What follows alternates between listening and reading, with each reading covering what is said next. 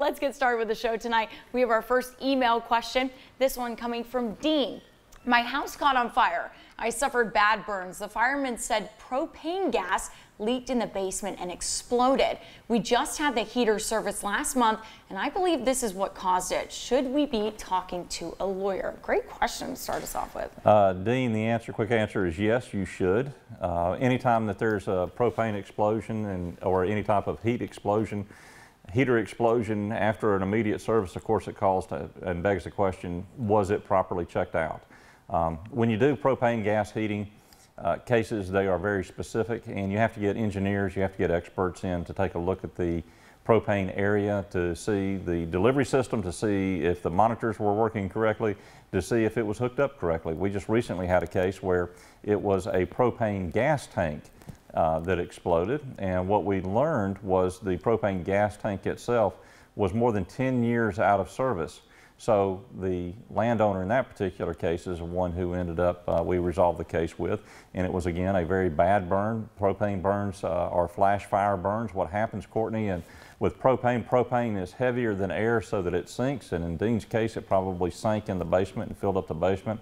It's probably a wonder that the whole house did not go when the explosion was sparked off. And it takes a very small amount to spark propane, and once that happens, it is a flash fire. We see this with grills in the summertime. Just as a brief warning, the fire, let me get it correct here, the U.S. Fire Safety Commission, I believe it is, says that if you need to check your grill bottles, if you don't know how to check your grill bottles and they're more than 6 years old in the United States, then you need to have it replaced and do not use it. In Canada, it is lower. It is a 4 years, so anything that's 4 years old or older, Canada removes it from service. But in the United States, we allow them to go to 6 years, and they need to be replaced, not just refilled. They need to be completely replaced. So in this particular case, you're going to need an engineer. Certainly with propane burns, usually those are second and third degree burns. I hope you're doing well, Dean. But yes, you do need to seek out the services of a lawyer, and hopefully before all of the items are removed so that we can take a look at it to see what the condition was at the time of the explosion. Larry, just a follow-up question to that. Would the company that serviced that heater be responsible if they do find that it was caused by that, or who's at fault here? I mean, we don't know yet, and that's why you have to do the investigation. Sometimes, and we've had these cases up in Alabama before.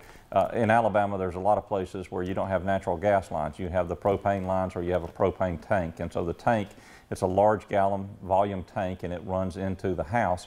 Sometimes it is a company that provides the propane itself, and sometimes it is a servicing company. They don't always have to be the same. And so we've had a case where the odorant, you know, the gas smell, it smells kind of like rotten eggs. There's an odorant that is supposed to be in there, and if they don't put enough odorant in there to alert folks like Dean to say, hey, there might be a problem. You got this rotten egg smell, let's evacuate the house, let's get out of here, and call somebody, then they can be held responsible as well. So there might be multiple people in the chain of commerce that might be responsible, and that's why you need to get a lawyer who is experienced in this area to take a look at it, investigate it properly, that has the wherewithal to go hire engineers and bring them in.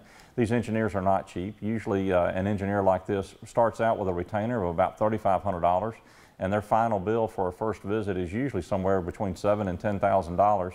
That's money that Dean, typically doesn't pay. We do this on a contingency fee basis. It's contingent upon an outcome, but it's also required of the lawyer to put that money up for an experienced or quality engineer to come in and do a full crime scene, not crime scene, but a full investigation. If you don't have the funds to do that and you kind of wing it, or you're waiting on the state fire marshal's report, by then evidence gets away, and you're so far behind you'll never be able to catch up.